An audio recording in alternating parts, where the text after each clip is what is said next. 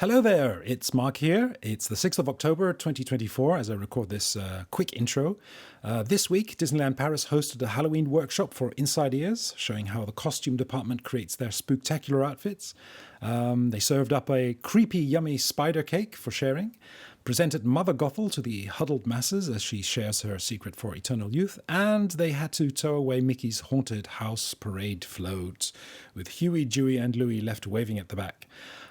Meanwhile, the drone wizards at Dronisos added some fabulous Halloween scenes to the Disney Electrical Sky Parade, including, yes, a floating Phantom Manor. This one just keeps getting better, funnier, and more surprising every time. Love it. And it's farewell to A Million Splashes of Color. This parade that we got introduced to 7 months ago will not be coming back next year. There. You're all caught up on what happened at Disneyland Paris this week, more or less. You will now hear part 2 of our wide-ranging conversation with Bernardo and Graham of the Disney Discord, in which we discuss present and future DLP topics, including Inside Ears, the sinking of Big Thunder Mountain, and a mysterious society known as the EuroDisney Club. And finally, happy birthday! Happy 33, Miss CLB. Merci for bringing your magique to DLP. And now, welcome to episode 203.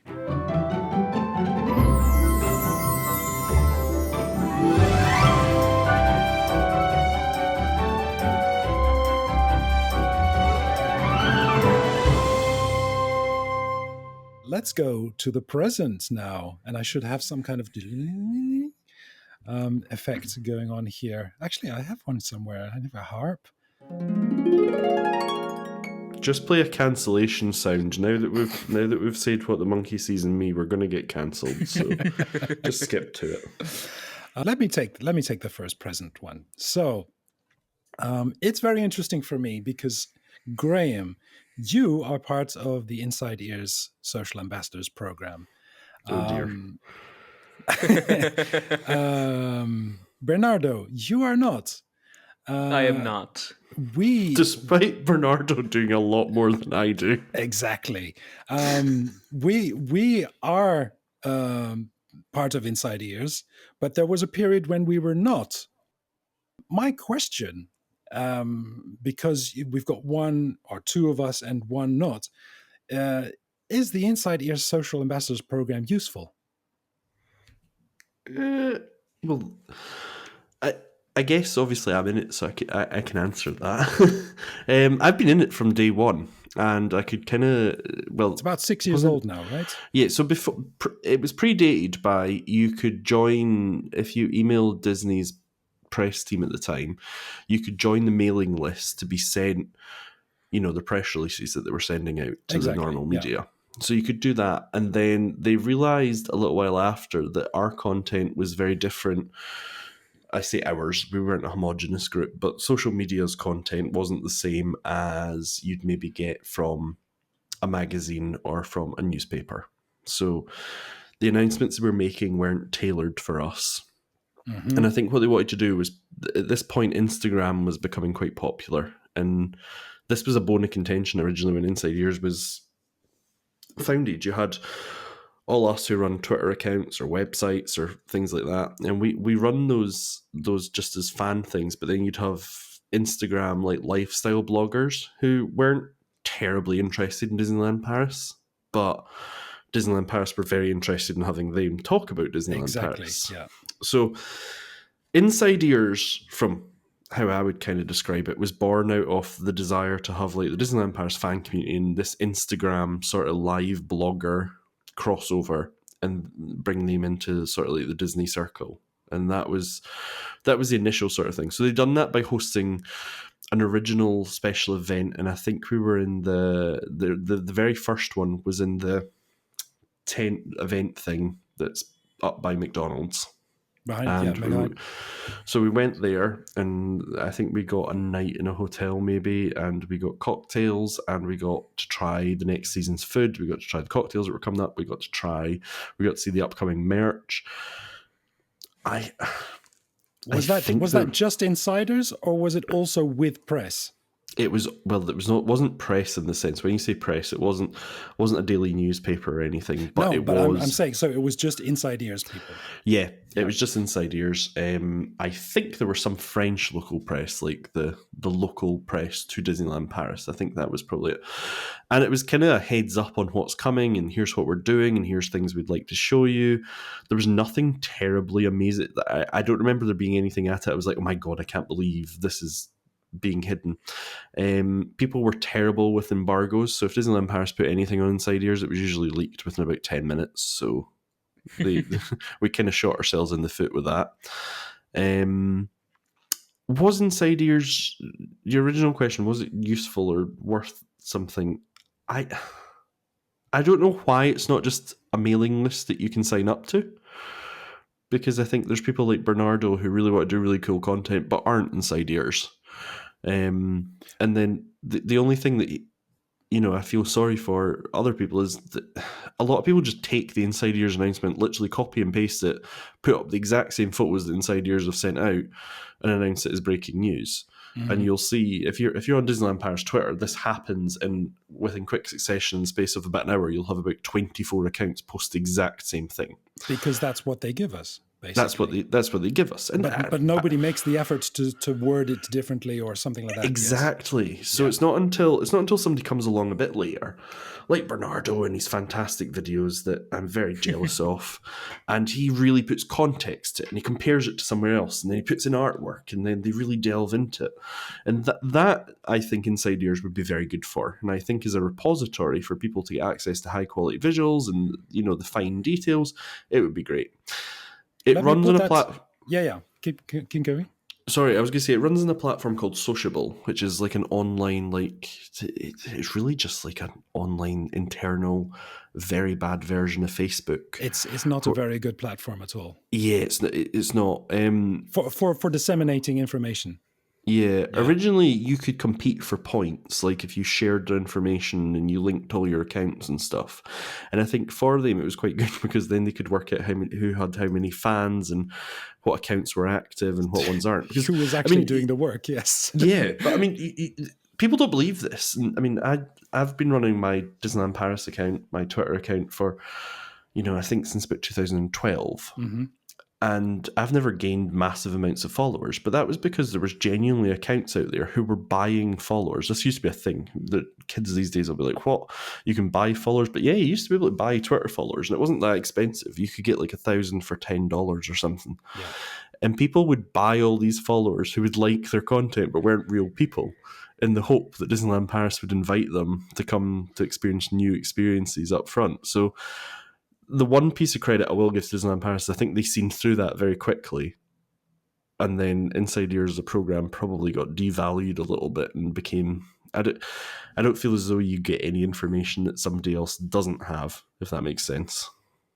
Bernardo, since you're we're actually looking at you're between Graham and me in the software that we're using, so you're actually in between ears. Would in the videos and the articles that you're writing, would it be useful for you to have early access to information that Disneyland Paris is putting out? Yeah, I guess it would. Mostly not the information itself, because as Graham said, most of the information is shared online like minutes after, so it's not that much. But the high quality images, the videos, Exactly. Sometimes those could be very nice for my videos, because I can obviously share a lower quality image, but it's not the same as having the official concept art, high res. It's different. So I guess, yeah. But I let's say I cannot. You can find the information anyway. Is that what you're saying? No, exactly. You can find the information itself. Maybe not exactly the same, but sometimes, Graham is kind enough to share most of it on Discord, on the private channels that we have in the bottom of Discord. So the utilidors, as we call them. Uh, I don't know about those. I need Bernardo to make a video so I understand the context in what I've just read. Like, here's what they've said. Can you tell me what this means? like a translator. Yeah, yeah. Translator, yes. Could you make a video and show me where this would be? Because I have no idea. Well, I'm glad and I'm very happy to do so. But that yeah, what I you guess said, Brahim, about access is so right, because I know other channels as well that they're putting out a show every week about Disneyland Paris, and they've been doing that for years. They have not been invited, and I don't know why either. I don't know what the standards now, the requirements are. I don't think. I mean, I think DLP report in ED92, and if you're a Disneyland Paris fan, you already know these people. They probably have the biggest French following and probably the biggest English language spoken following of them. And I think those two put out the content that Disney want out, and you'll notice that there's no Insidears event that ever goes without those two, and well-deservedly so. Those people should be there. They have a huge team, and they bring the news even sometimes before it comes out. Yes. yeah. They're very important to the strategy, obviously. And I think the other thing Disneyland Paris want to do is really they want influencers who have large followings who are Disney aligned, but maybe not Disney fan sites to be putting out content. So I guess it works for them on that basis. I'm not convinced. Like, I don't know. They never put everything is allowed to be announced once it comes out. It's very rare we get an embargo, and I'm not entirely sure that you shouldn't be able to just have these sites that you're talking about where they do podcasts weekly, or they do a weekly show, or they do YouTube or what. Why can they not just sign up to a mailing list and get sent everything that we all know? Because that would be useful, because for example, they do events every now and again. Bernardo, you said you're going next week or a little bit later for Halloween.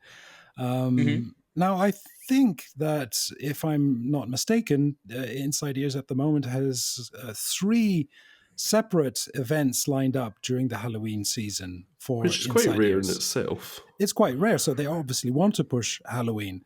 But for example, the first one that they put out, which is going to happen, I think, on the 10th of October, is an after-hours event where 30 Insidears people will be chosen for a tour around Phantom Manor, I think. Yes, Yeah. exactly. Yeah.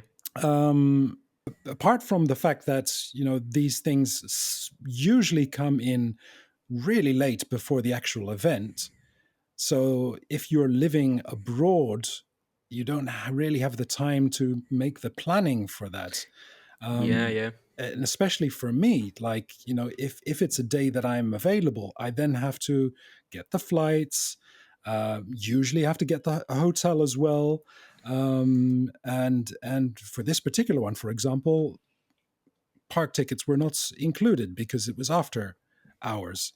And then I think, okay, Insidears, don't you want, if Insidears people are coming and writing about it, to also report on all the other things that are happening during that season? Don't you want them to take pictures in the parks of the Halloween decorations and the parades and so on?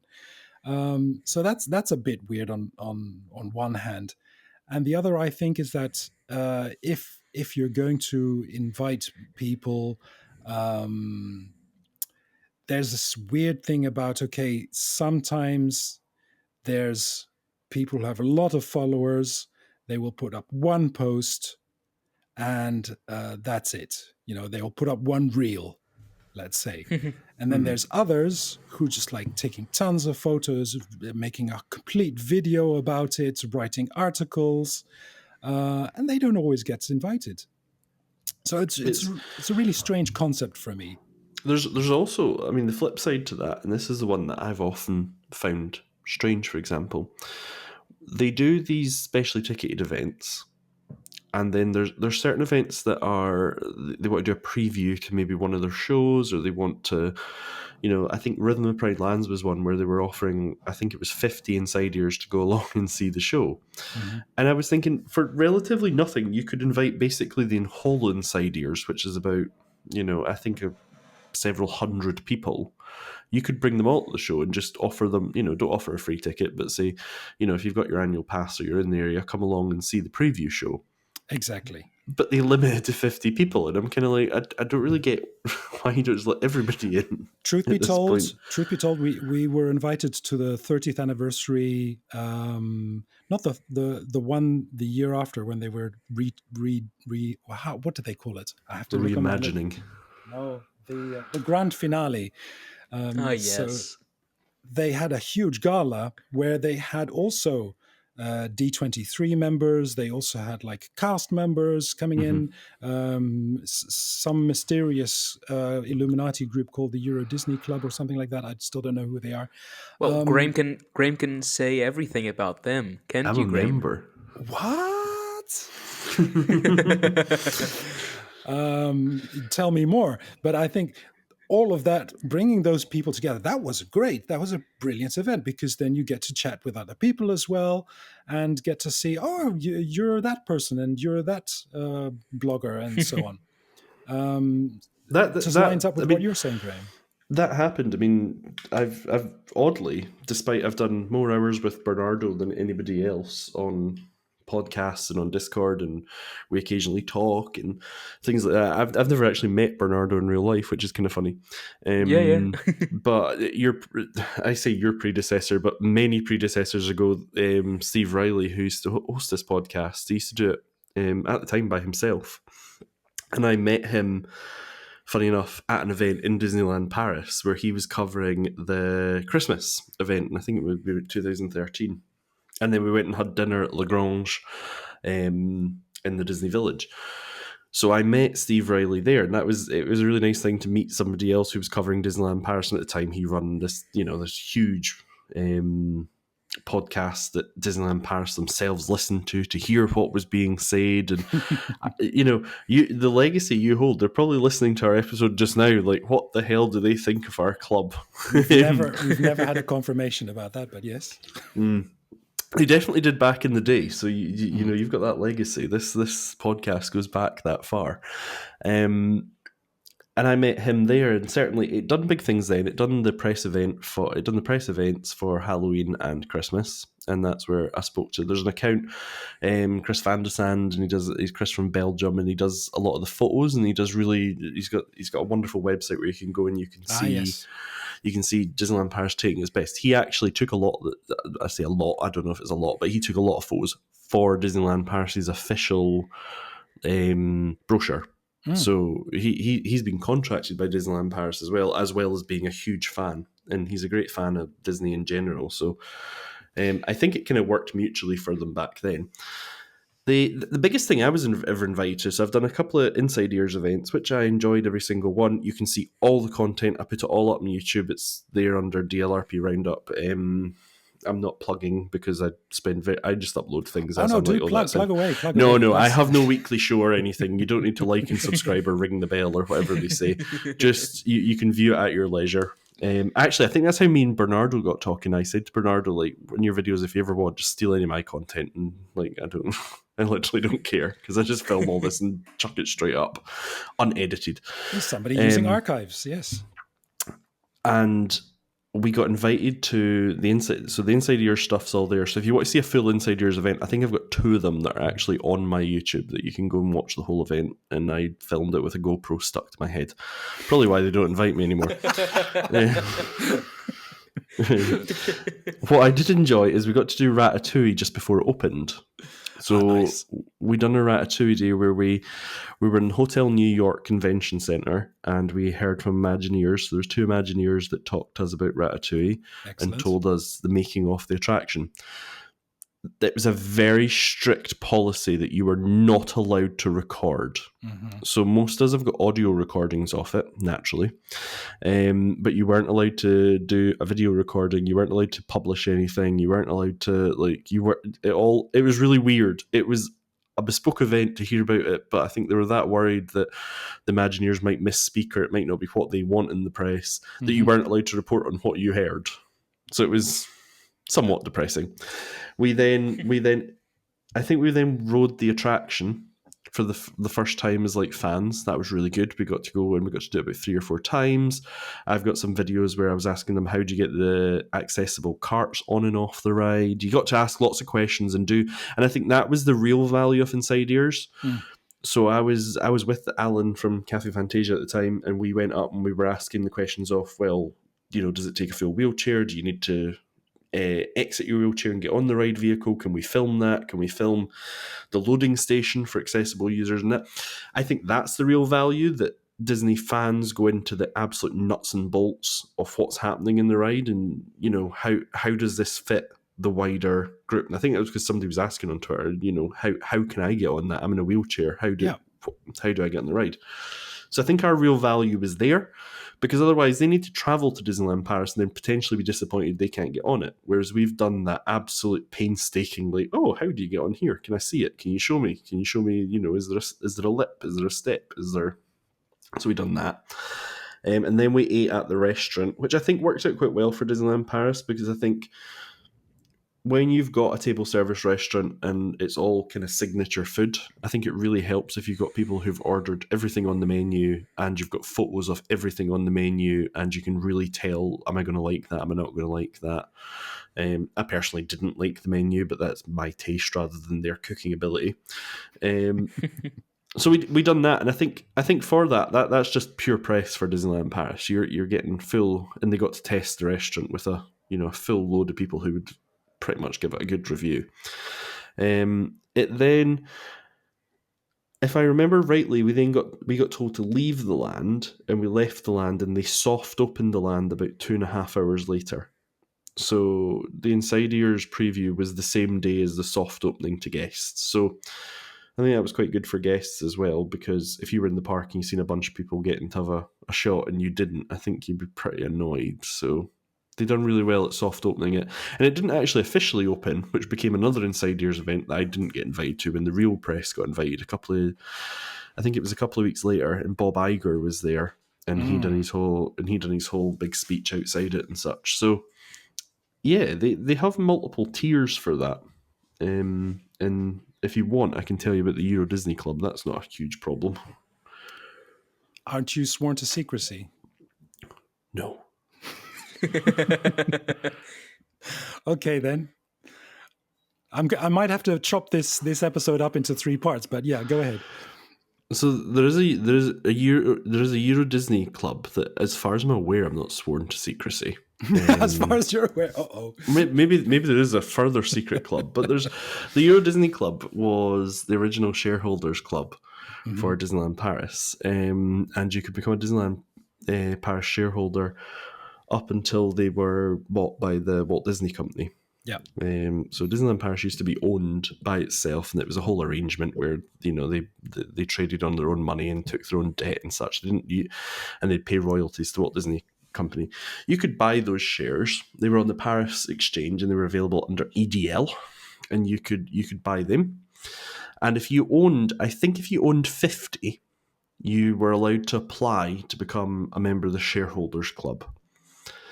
And when you applied to become a member of the shareholders club, you got certain benefits. One of them was discount on annual passes. One was discount on day tickets. You could be invited to special shareholder events, which was always just the AGM. So they had an AGM once a year, and it was held in Walt Disney Studios. You could go to that. I think I remember correctly, you could ask questions as well. Not that they answered them, but you could ask them. And then the main benefit of being a shareholder was that you could enter a little room called Salon Mickey. And Salon Mickey is at the right-hand side. Disneyland Hotel. Of the Disneyland Hotel. It's just at the left-hand side of guest relations. You can see a little building there. It's totally nondescript, and on the door it says Salon Mickey. If you are a member of the shareholders club, which was then called the EuroDisney. Originally it was Club Actionaires, and then it changed to like EuroDisney something or other club. It's a green card now.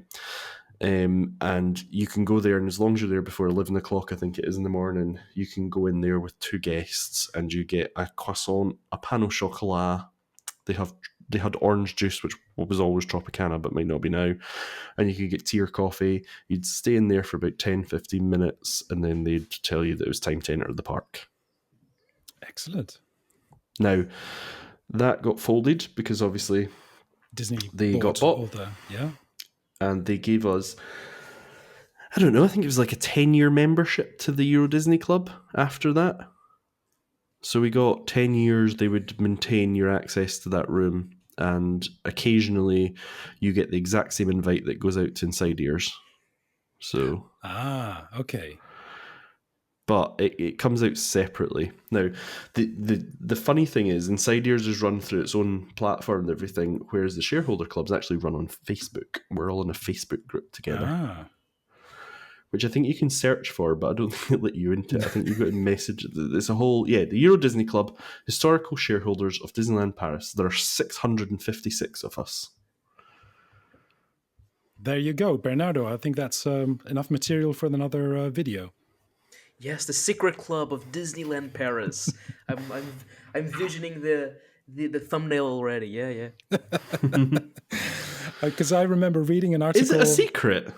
No, it's just that not a lot of people know about it, and it kind of sounds like the Club 33 of Disneyland Paris. It's not, of course, but that Salon Mickey, is that still accessible? Yes, you can still go in that after the renovation of the Disneyland Hotel. I think it was open even during. Oh, I see. So, I mean, I've got some photos. I must tweet them, and I'll give you them to you so you can tweet them as well, because I've taken lots of photos inside the salon. But I've probably broken all the rules here, so I'll lifting the veil on EuroDisney Club. But I mean, it's called the Actionnaires Historique de EuroDisney Club. There you go. Ladies and gentlemen, you heard it here first. Another exclusive. I've probably broken so many rules with telling you all that. I don't know it to be a secret. You get in touch with me afterwards and tell me, no, you're going to have to cut all of that out. There's a hitman right now looking through Graham's window, pointing at his head. Shut up. Shut up, Graham. The thing is, you should know about it, because next to every till in Disneyland Paris, it tells you the discounts that are available. So it tells you like what annual pass gets what discount. You get in restaurants and you get in shops. It's like the fine print, and it's on like a little stand next to the tills, and it'll tell you that if you have a gold annual pass, you'll get this discount. If you have a silver, you'll get this discount. If you have a TWDC corporate card, you'll get, I think it's 20% discount. The very last one on that says that it's the EuroDisney Club, so it's not private. I mean, it's listed in public. Insidears, if you're listening to this podcast, first of all, we love you. It's Graham's fault. Please keep Graham in the fold, because he does put out information, and consider other. How can we help you? Help us help you. Basically, that's what we're saying. There we go. Bernardo, before Graham spills any more beans, can you tell us what your present topic is? Well, I had a present topic, but your present topic that you sent me, I think, was so much better than my present topic. So I guess I'll just steal yours, which was Big Thunder Mountain sinking. That question, yes. Yes, so I think that's a very interesting little topic that I think we could quickly talk about. We could. The reason I didn't choose that as my final topic was because I don't have enough information about it. But you, on the other hand, might. Well, I don't have a lot of information, but I do have some bits and some, let's say, whispers of what's happening. And it's really not that interesting. It's just again, we're going to get completely cancelled, all three of us, but go ahead. It's basically structural problems, and the island is very slowly sinking into the rivers of the far west. Gasp. Yes, dun dun dun. That's so. Well, next time there might be a little bit more water when you ride it. It's all part of the immersion, of course. But yeah, so what immersion. That will nice one. always immersion. But what that might lead to is a major renovation and refurbishment that we might hear soon, and hopefully soon, because it should start again pretty soon. And that should see not only a refurbishment of the structural problems that they're having. I mean, it's a 30-year-old, more than 30-year-old structure Yeah. that's remained pretty close to what it was 32 years ago. Um, so yes, we could see some renovations on that part, but also a major renovation on the system and the um, a full change of the tracks. So that could happen. A full retrack of the coaster, which I That's going mean, to Big take Thunder some time. Mountain. It is, and it's going to be a very long refurbishment if it happens like what I'm predicting. It could take a very long time, and it could also be very good because if you're normally trying to see like I'm usually at home and I'll just pick up the phone and see the wait times at Disneyland Paris. And I think that's something that a lot of people do. Like I'm not in the parks, I just pick up the phone and let's see how long Big Thunder Mountain is. And a lot of the times it's closed and it's said that it's closed and it shall reopen soon. And it's a very big problem because the coasters are getting old and the systems are 30 years old and they need new and improved systems. And I think that could and should happen fairly soon. So I'll just leave that there. Do you think that they need to make it with lighter materials? I mean, how do you stop the island from sinking?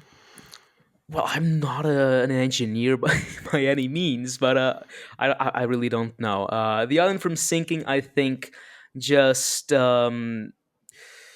I don't know. I don't know. Honestly, I think someone with better skills than me. I mean, I'm graduating in tourism management, not something that has anything to do with structural problems or anything. But I think I it's fascinating. Absolutely. no, but it is. It is just. It's just amusing thinking that a couple of millimeters every year, the island is slowly sinking into the ground, and I think it's pretty funny just thinking about it. But yeah, Of course, it that's used it. to be all fields, Yeah, marshland, exactly. basically. Hmm. So Hmm. it's not unusual that something like that would be happening because Big Thunder Mountain is a really big, heavy structure. But It is. It is, and it's a lot of concrete, a lot of steel. So yeah, it's not something very light. Graham, have you heard of anything else sinking at Disneyland Paris?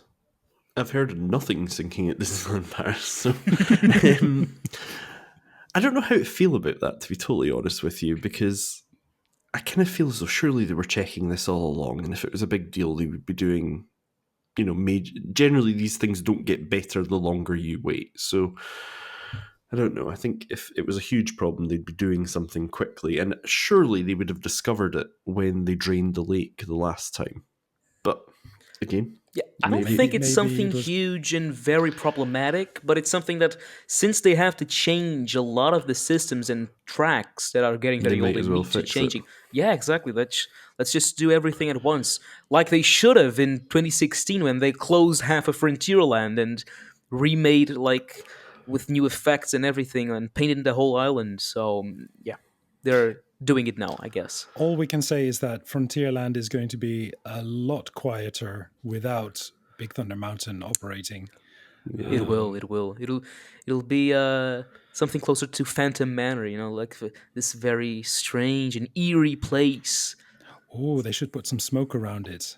Yeah, that. See, Imagineering mind. Yes. Maybe Exactly. they'll bring back the second boat, The Mark Twain. the They'll have Mark to. They'll Twain. have to put something. Yeah, it's capacity. Graham, let's move on to your present topic. I wish I had anything exciting. However, this is something I wanted to discuss on our podcast, but we record that infrequently and that randomly that is probably better being for yours.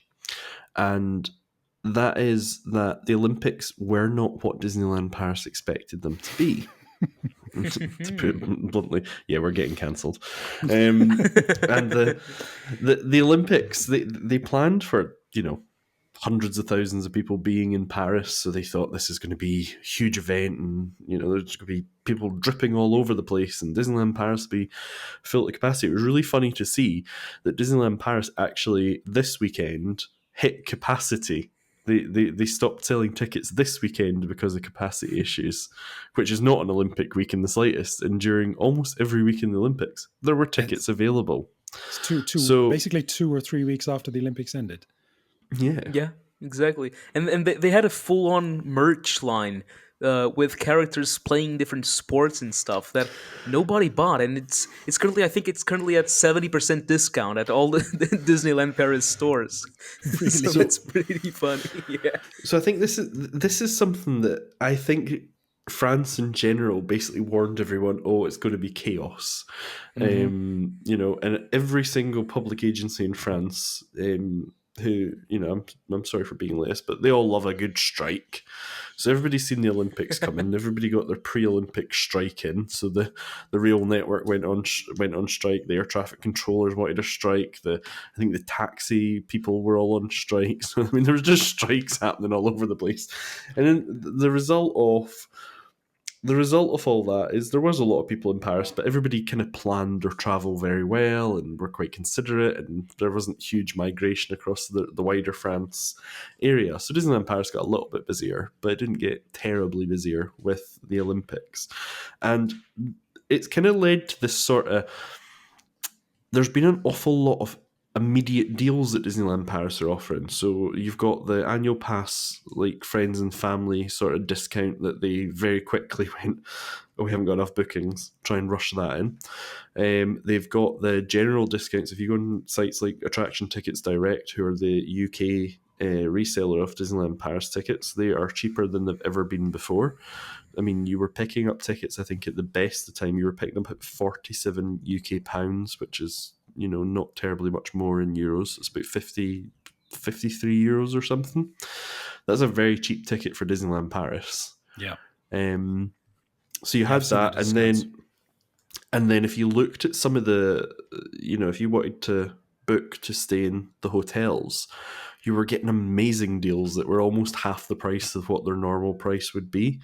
So it's clear that Disneyland Paris were desperate to drag people in at a much lower cost, and I think that travel across, there's been a bit of an economic hit in the last couple of years, and I think travel has subsided significantly, and Disneyland Paris have had to come out fighting to try and get some good deals in the door. And I think that's something that you can certainly see if you go and try and book a 2025 date already. You can see Disneyland Paris is currently cheaper than it's ever been before to stay on site, usually with dining plan as well. So if I was in 2025, yeah. Mm-hmm. So there's some good deals available in 2025. Like I was looking at the first week in April, and I was shocked that I could stay at the Sequoia Lodge. I think it was for 5 days, and I could get it for, I think it was £800 for 2 adults and a child. I'm writing this down. 800. Yeah. Sequoia So Lodge. it was like, it was a Sequoia Lodge. I was shocked, genuinely shocked. To be fair, it was 2 adults and an infant, so non-ticketed, like a baby. I can find an infant somewhere. I don't think the infant was required. I think it'd be the same price without the infant. Bring an infant and get 50% discounts. Yeah, we're at home. I'm going to have my first child in about 4 or 5 weeks. Exciting! I was thinking, when can I get back to Disney? Because Yes. that should be her first holiday. My girlfriend's not been able to travel for a little while because you're not allowed to travel while you're terribly pregnant. Yeah. And we were looking at it, and I was like, oh, I'll just price up on site. We usually stay off site, but I was like, we'll price up. And I was like, wow. So if we stayed off site at the High Park Ceres, which is now the Adagio Ceres, it was going to cost us, I think it was going to be about 650 UK pounds to stay there, and that included all the tickets and all the flights. And then when I looked at the Sequoia, I was like, it's not that much more. Like, it's a couple of £100 more. Like, No brainer. Previously, that would have been at least £600, £700 more. So if I were to talk about something at present, I would say that you can probably, depending on when you go, don't get me wrong, there are expensive times and there are still expensive hotels. Depending on when you go, you may get some of the best deals for Disneyland Paris on site that you've probably ever seen. and do look at different dates, especially during the week, or because the one date might be expensive, but the day or two after might be really low. Bernardo, where do you usually stay when you go? Oh, I try to stay at different hotels. Everywhere. Normally, yeah, exactly. But normally, I try. Usually stay at the cheapest possible hotel close by, which is Eklo. This I've heard you talk about that. Yes, it's a very small room, like the smallest you can possibly get. No, but it's very cheap. It's like 60 euros a night. it's fine for an infant. Yeah, by exactly. itself. That's exactly. You see, but no. But last time I stayed at a brand new hotel which had just opened, which was Key Space Hotel, which is a four-star hotel, and it's also a partner hotel, so a Disneyland Paris Oh, partner hotel, and they had this amazing discount because of they were opening. And it was very cheap, and I loved the hotel. It was amazing. They had a shuttle transfer between the parks and the hotel, and I highly recommend checking out the price because it was very nice. And next week I'll be staying at yet another brand new hotel, which is a new B&B hotel, who also was offering a opening special opening discount. So I try to snatch every little discount I can and test new hotels around the property. Um, do you write I about them as have well? Yes, I wrote about Key Space. Normally I don't, but I saw that there was some interest because it was a brand new hotel. Not a lot of Yeah, people had stayed in it, and I just thought, yeah, sure, I'll take a couple of pictures and write a little article about it. And yeah, absolutely. yeah, so next week I'll be staying at that hotel. I just wanted to say something about the Olympics. Hmm. Uh, because it's very funny because it's kind of like history going in a circle because in 1992 when the park opened, so 12th of April 1992, Disneyland Paris and the Paris region, like the French radio was saying, don't go to Disneyland Paris because around 500,000 people were expected to go or try to go. So like 90,000 cars, like this huge movement, and at at like middle of the day, around 25,000 people had shown up.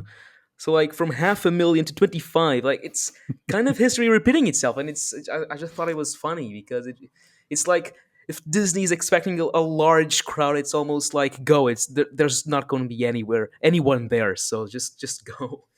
And I just thought that was Yeah, pretty funny. I think there's two major uh, um, factors that are at fault, that were causing the low attendance. The one being the strikes, as well as there was a sabotage at some point for the on Yeah, the there was, railway there was. lines. I think Hmm. that put a lot of people off. And the second was us saying that the prices were being tripled on the metro line from Paris to Hmm. Disneyland Paris. So apologies for that, Disneyland Paris. Um, Again, I think we're at 1.5 hours already, so we should definitely move on to the future. And who am I going to give the first future to? Who would like to go? Let's say Uh, I mean, Graham Bernardo. hasn't. I can go Graham. ahead and no, No, let's I'll give go. it. Let's give it to Bernardo. Okay, so my idea was kind of come from where we're at now and go to the future of Disney Adventure World because I mean we can't do a podcast about Disneyland Paris and not talk about Disney Adventure World or Walt Disney Studios basically. And I just think we could, very quickly, because we're now in an hour and a half, and we wanted to go about an hour. This normally happens with me and Graham. We just stretch the whole thing very, very long. No, this But happens when you have people who know what they're talking about. You actually have content. well, thank you. But I think we could just go because next year we will see some new things happen at Walt Disney Studios with the opening of Studio One with a new world premiere theme, the whole world premiere plaza in front of it with the new finally trees at the park, And then in 2026, and unfortunately in 2026 and not 25, Yeah. the whole expansion we've been waiting since 2018. So 2018, it's been a long time coming. And it still is shorter time, but it's there's still a long time to go. But I think that and the Lion King updates we got in the last D23 Expo, I think we could, just There's going to be quickly new Lion chat King land. about it. Yes. Yes. When we don't know, but not in 2026. No, not in 2026. I find it strange because I see your videos, I see DLP Works posting photos and updates of Frozen Land and the lake, and everything looks so advanced. And then they come out at D23 and say, oh, Frozen Land is going to open in 2026. And everybody was like, what? But we can Yeah. see it's going really well. No, yeah, I So agree. I agree. they It have, looks like very complete already, and yeah. it's hard to visualize why it'll take still so long. But I guess it all comes down to timings and when they want to open the thing. So if they complete the works, they're scheduled to, as far as I know, they're scheduled to end the works on Frozen and the rest of the expansion by late 2025. So why would they open? What? Not why, but would they want to open during the winter a brand new land where there's these huge spaces outdoors with a lot of spaces to explore and brand new land. So this is the biggest expansion in Disneyland Paris history since the opening of Walt Disney Studios in 2002. Yeah. So I think it comes down more to timings and when they should open the land rather than when construction is ending. That's my view on it, at least. I'm not sure I agree. I think you've bought it and you've paid for it anyway. What difference does it make when you open it? If it's not going to be ready for the summer of 2025, I can understand why you would want to wait the Christmas period, because even though Frozen makes sense to open during Christmas, but then you're going to want to have Christmas decorations.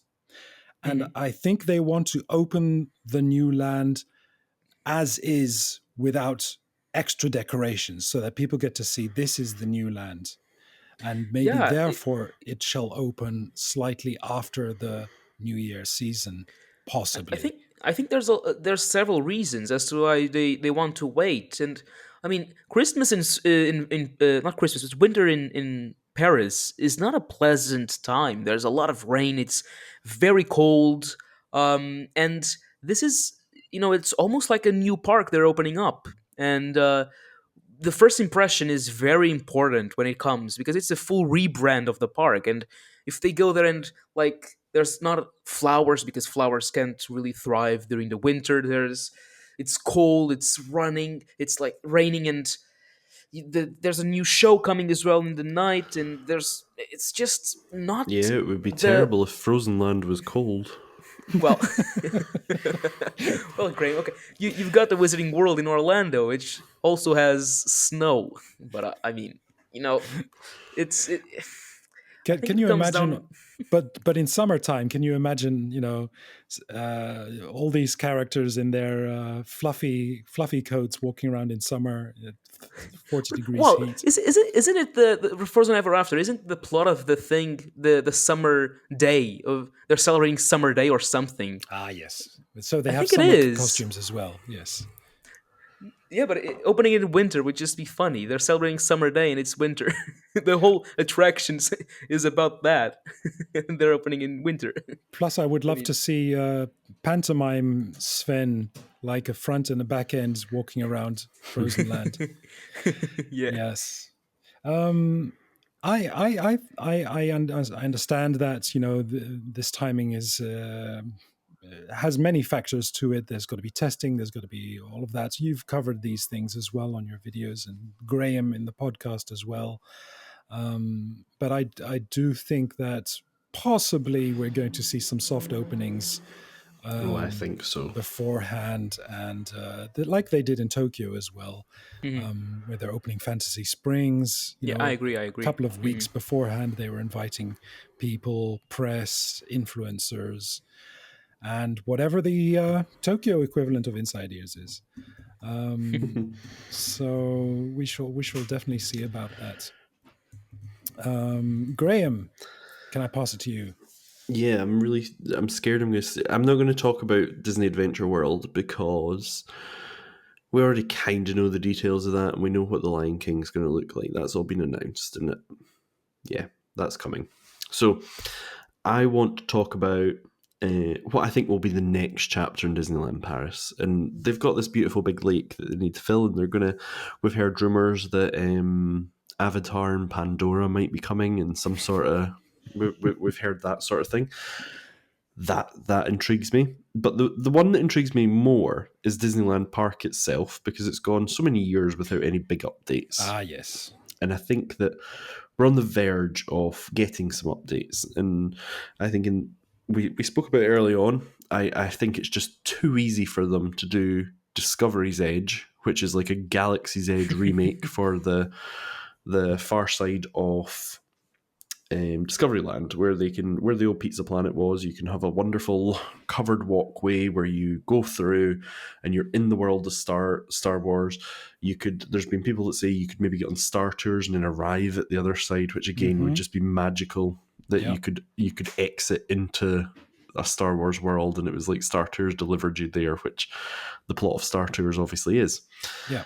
I don't want a clone of Galaxy's Edge, and I think Disney have realised that they spent an absolute fortune on that, and I don't think they were ever that happy with the return on investment. So I'm not asking for a direct clone of Galaxy's Edge, but I think there's a lot we could build in Paris that would work very, very nicely. So I want to see that. Grogu's Podcoaster should absolutely be the headline attraction in that land, and I think Absolutely, that there's yes. nothing else it can be now. And regardless of what it's officially called, it is going to be called Discovery's Edge and Grogu's Podcoaster. That is how we're running this show now. And I think the other big one that I want to see in Disneyland Park, because it's a fantastic attraction, fits in a multitude of different spaces, uses a fantastic layout and technology, and that is Mickey and Minnie's Runaway Railway. What a ride. Where are you going to put that? Fantasyland? I actually don't care where they put it. I mean, I've given up caring because Disneyland Paris just, shove it there, we'll deal with it in the future, like, be damned. So you mentioned the one spot that is available behind, where Pizza Planet used to be. There's another one, a pad in Adventureland. Sorry, see, I'm already mixing them up. there's a pad up by the Meet Mickey thing. Behind the theater. Yes, exactly. There's one there. I was just thinking. Let me just say this very quickly. I think it could work on Main Street. There's a large. I don't know if it's large enough. I'm just throwing it out there right now. Behind the Main Street Motors, so where all the cars go. Is that where the parade goes? It's to the side of it. So yes, to the right. Yes, exactly, to the right. So it's between. There's a very large space, and I mean, if they have to get rid of Autopia, please do. That thing is huge, and there's no. It's Cancelled. Okay. It's controversial. Okay, I just think no. It's Look, nice knowing you, Bernardo, and that's where that's all we have time for. But clearly, shut the podcast down. No, but like it's just so big. There's two rides that could use that spot. There's they could, I don't know, pick up the ride from Tokyo Disney Sea, the Nautilus attraction from there, and put it on Discoveryland, and then use the rest of the space for Mickey and Minnie's Runaway Railway from where you enter through Main Street. And I think, I mean, that's better than Autopia, I guess. But I mean, I mean, in my mind, when I imagine where they're going to put it, this is just me like pontificating. There's no science to this. I always imagine it's going to go on the little pad that's across the road from Pizzeria Bellinotti. I always think it's going to go on that pad, and I don't know why. There's currently okay. So between Fantasyland and Discoveryland. Yeah, what everybody knows is like the little bypass shortcut Yep. between Fantasyland and Discoveryland. I think it's going to go in that little pad there instead. Up by It's a Small World, Yeah, where the there's parade, a lot of space behind that. huge amount of space behind It's there. very big. That could very well work. Yeah. So I always, I don't know why, but in my mind, that's exactly where it'll go. So That's a those are nice. That's probably the nice. two that I wanted to throw out there that I think are maybe a bit more for discussion on, podcasts. What do we see coming after the announcements? Runaway Yes. Railway Mhm. is such a cheap ride to build. No, It, it's amazing. It's an And it's amazing ride. very It's just popular. so much fun. It's very exactly. popular. And it's just so fun. And it's And got then great music as well.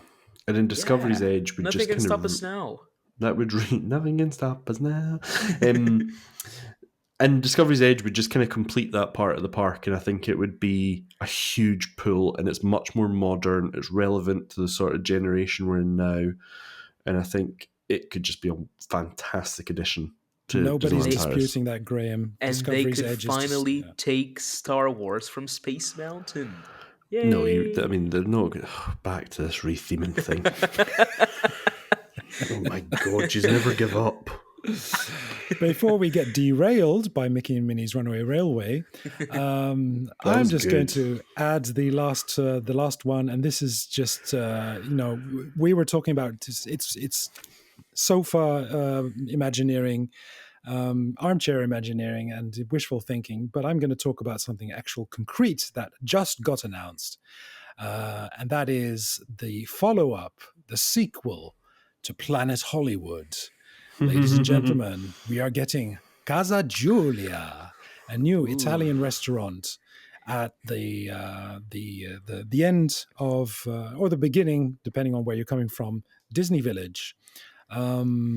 We've seen the dome of Planet Hollywood, the globe being slowly destroyed, basically taken apart.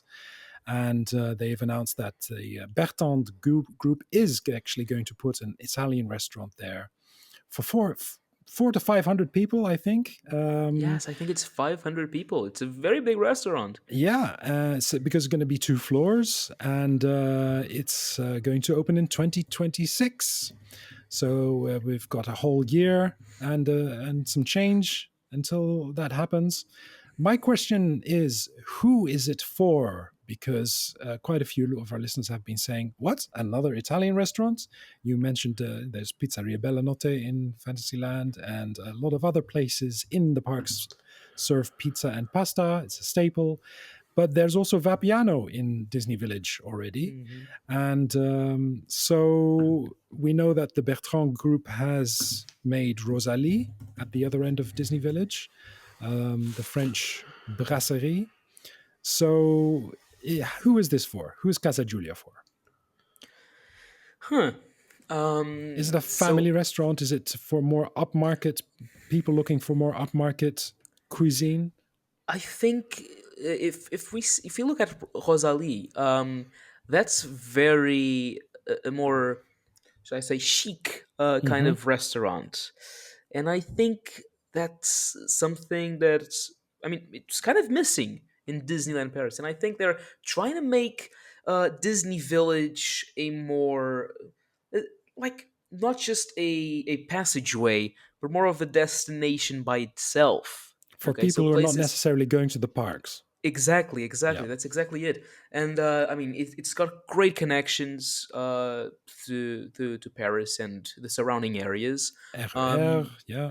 yeah, exactly. And I think they, well, the look of and the aesthetic of it. I've seen a lot of people critique it. I've seen some people say good things about it. I personally like it. I think this it's a different product than what Disney Village used to offer. It definitely is. I mean, Planet Hollywood was that kind of staple of what Disney Village was. It was this very big and colorful kind of experience. Um, but it was also old, and it was not the good like vintage old, like the old. It's looking bad old. It was just 90s Um, old. exactly, and I think it's not it's a nice little change But to answer your question, I don't know exactly who is it for, because in their announcement they specifically mention families. And I think that's a spot that's kind of missing from Rosalie. They've tried to make it work. I saw a DLP report post some pictures. They have now some, like, not drawings, but in the entrance of Rosalie, there's a couple of kids, like these more kid-friendly looking characters, like inviting them in, and Okay. they're trying to pick more families and bring them in. And I think they'll definitely try that. I mean, kids love pizzas, so like, and I don't really know, because yeah, it's a hard question. It's a nice question. I think it, with all the competition it has, and you said Vapiano is literally just around the corner. Yeah. Um, is Vapiano successful enough to sustain two similar Italian restaurants side by side? I guess we'll see soon enough. Or will Vapiano die off because it's outside the Disney security bubble? It's hard to get in. You have to get out of the Disney security bubble and pass through their security, just like Five Guys. Um, There's so I five don't guys know. standing outside. That's their Yeah, security. exactly. So there's five. Okay, just got A bit it. slow there. Yeah. But yeah, so will it die off? I don't know. I'm looking forward to trying the new pizza restaurant at Disneyland Paris, though. Graham, are you excited for Casa Giulia? I like Italian food, so yes, I am. More than the But Royal Pub. more than the Royal Pub, I really, honestly, I've got to tell you, the Royal Pub just felt like an odd experience, and I'm not sure it's something that I'd celebrate. It was very expensive as well, so it probably tells us how Cafe Giulia is going to go. Yeah. Um, That's a major point. That's a major point because all of these are getting upmarketed. So you'll have McDonald's and you have all these upmarket places. I don't think well, there's middle ground anymore. here's the problem. Here's the great problem. Disneyland Paris, the busiest restaurant in Disney Village is McDonald's Yeah. by leaps and bounds.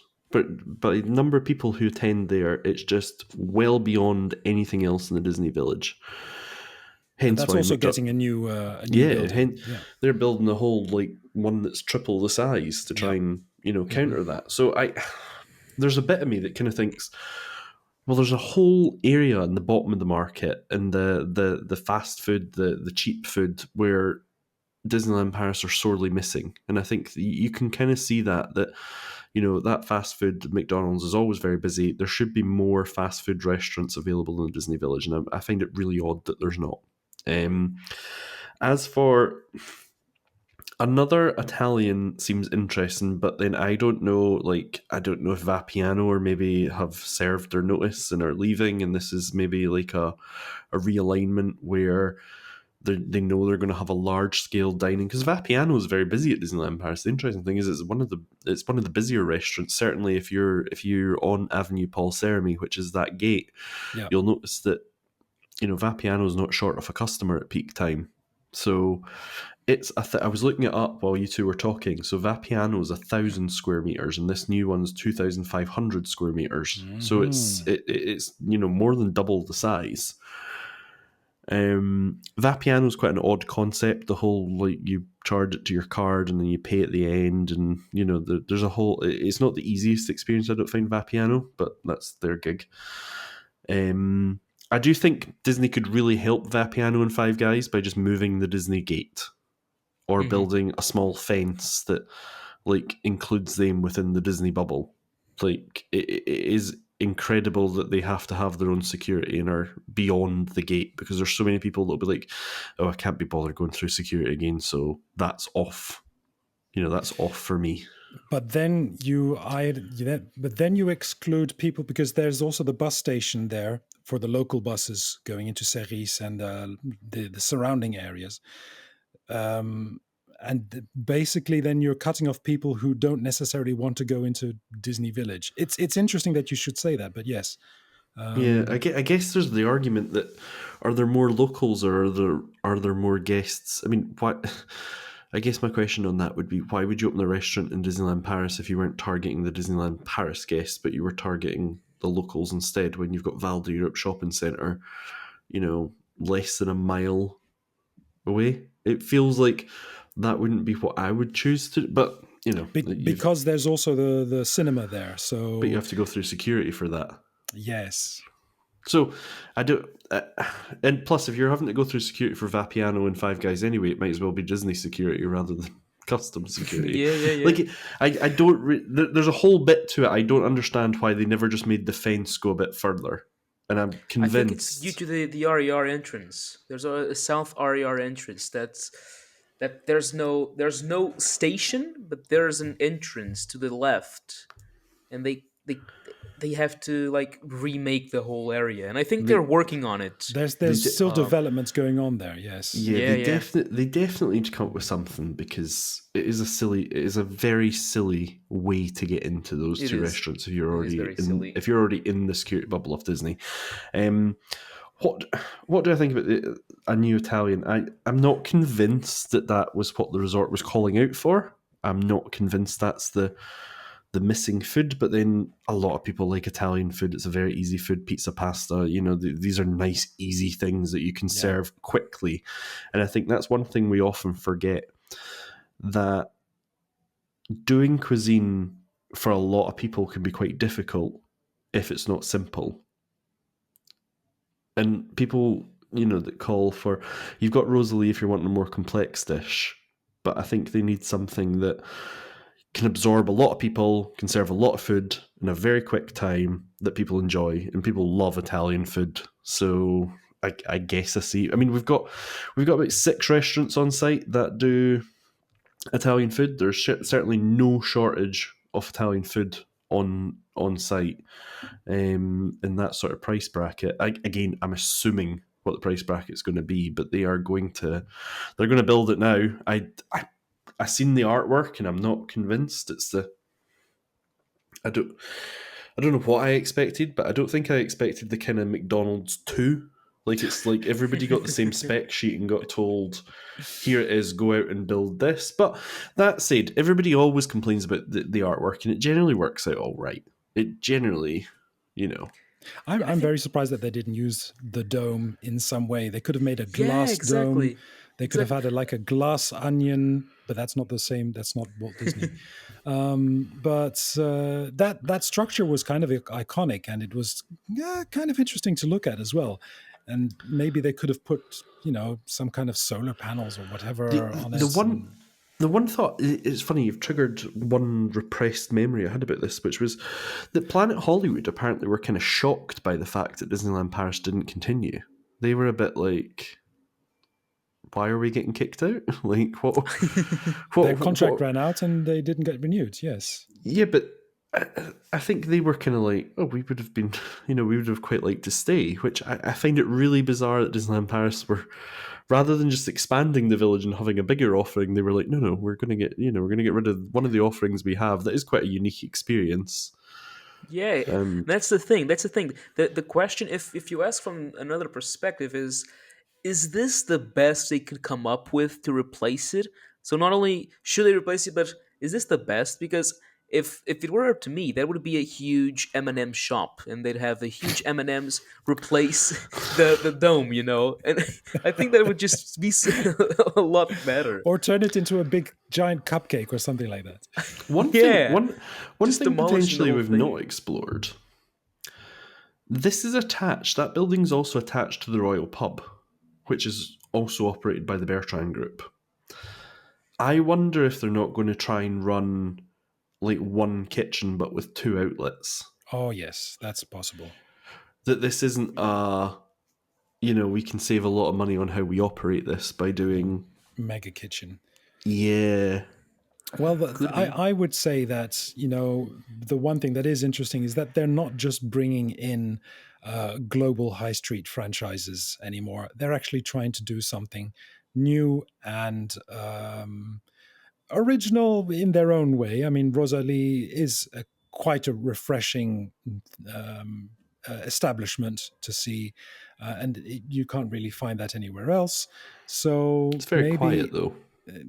yeah, but I think that's also to do with the menu. They're kind of recalibrating Yeah. that a little bit. I mean, I already saw that, like, for example, Toulouse sausage is no longer on the menu, and maybe the oysters aren't pushing that well. But Do you not think one of the big failures they've had, which I can't understand why they can't work it out, is they should find a way that the dining plan can work in these third-party restaurants. oh, absolutely, yes. And I find it bizarre that they've never come up with that, because I think it's in the benefit of the restaurants who are operating in the Disney Village, because you're up against the competition of people who are on the dining plan will not come to another restaurant because they've fully paid up already. So you're already losing, I don't know how many people are on a dining plan, but you're losing a chunk of the market before you even begin. But that's a discussion for a whole nother episode, the dining plan Definitely. and the food offerings. And Yep. I'd love to bring you back on that. But we've just passed the 2-hour mark. So I think I'm going to have to bring this to an end. Ladies and gentlemen, this was a DLP, pasta, present and future. I had to bring in a dad joke there somewhere. Last question for the two of you. It's also lasted from the past, the present, and the future by the time we get through these 2 hours. Yes. What is in your future, Bernardo? Where do you see Main Street News going? Well, honestly, I never thought I'd get this far. I really never thought I'd get this far, and it's quite amazing to see the channel grow as much as it did. I'm close-ish to pass 10,000 subscribers, which is a Amazing. milestone I've had for, I mean, since I started making videos. And it's pretty amazing to see. So, but when I come to the future of it, I'm not sure. I guess I'm just doing 1 week at a time, one video at a time, and just enjoying the path. Fantastic. Yes, and just bringing out great content. Everybody check him out, the Main Street News on YouTube, and his website, themainstreetnews.com. And how about you, Graham? Well, it's kind of interesting you ask. I mean, my website, I should say, is basically dead and has been dead for a long time. I transitioned across to just using Discord as kind of the community. So I think I'm Yeah. probably going to forward the website onto the Discord, and that'll be the primary source that is my output. I'm about to have a baby girl, so she'll be getting introduced to Disney, so I get to relive the whole thing again. So I think there's many more Amazing. years in the Disneyland Paris bucket for me. Unless she absolutely hates Disney, and that'll be an interesting one. That'll be a problem. The other thing, Universal GB is going to be a huge thing that I'd like to cover a lot more once it starts getting built and once you can kind of go. I'm really interested in the thought that there might be a domestic, decent sort of Florida quality park, as I think they get called. So it'll be interesting to see that, and I think it's going to be very interesting to see how Disneyland Paris in particular respond to a European-based threat. Very interesting. So I think that's going to be the last bit where I think the content might go. We actually spoke about this. This is an absolute spoiler, but the Disney Discord community we think is probably misnamed because we talk about an awful lot of theme parks. Yeah. And at some point, if we get too big, I think Disney are going to be a wee bit upset that we call ourselves Disney Discord. So we've often thought about renaming that as well. How about the Disney Universal Discord? The Dud. The Dud. That might, by the way, that'll catch on. Okay, guys, thank you so much for joining me, and I wish you all the best. You're great, fantastic people, and you have you're part of the great community. As I said, we love the Disney fan community, the Disneyland Paris fan community, and I hope we get to meet up actually at the Disneyland Paris someday in a future event or just a day. It would be nice. At the opening of Discovery's Edge, we shall all meet up. I'll be there with my Grogu Podcoaster hat. Indeed. Thanks so much.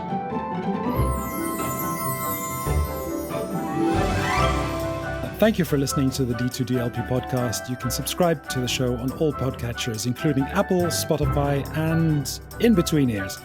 If you have a moment, please rate and review the show as it helps new listeners find and enjoy us. You can also follow our posts and get involved in our Instagram and Facebook. And you can now also view some of our podcasts on YouTube. Send any requests, questions, encouragement, or trip reviews to dlp@dedicatedtodlp.com and check out our website, www.dedicatedtodlp.com. See you in the next one.